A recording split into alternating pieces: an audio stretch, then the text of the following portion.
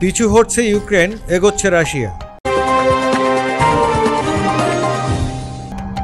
ইউক্রেনের খার্কিভ অঞ্চলের আরও দুটি গ্রাম নিয়ন্ত্রণে নিয়েছে রাশিয়া। বুধবার রাশিয়ার প্রতিরক্ষা মন্ত্রণালয় এক বিবৃতিতে তথ্য জানিয়েছে, গত সপ্তাহে খার্কিভের উত্তর পূর্বাঞ্চলীয় এলাকায় আকস্মিক স্থল অভিযান শুরু করে রুশ বাহিনী।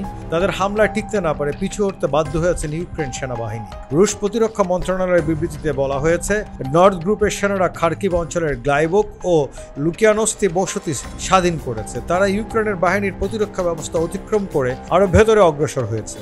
এদিকে বিবিসির এক প্রতিবেদনে বলা হয়েছে, রুশ বাহিনীর পক্ষ থেকে অব্যাহত চাপের মুখে খার্কিভ অঞ্চলের বেশ কয়েকটি গ্রাম থেকে সেনাদের সরিয়ে নিয়েছে ইউক্রেন।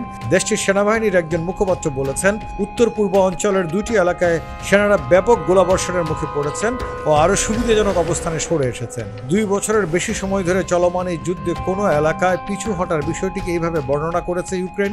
যুদ্ধক্ষেত্রে দেশের সেনারা ধুঁকতে থাকায় আসন্ন সব বিদেশ সফর স্থগিত করেছেন ইউক্রেনের প্রেসিডেন্ট ভ্লাদিমির জেলেনস্কি। 2022 সালের ফেব্রুয়ারিতে ইউক্রেনে হামলার সময় রাশিয়ার সেনাবাহিনী খার্কিভ শহরের উপকণ্ঠে পৌঁছে গিয়েছিল, তবে ইউক্রেন সেনাবাহিনীর তীব্র প্রতিরোধের মুখে তারা আবার সীমান্তে ফিরে যেতে বাধ্য হয়।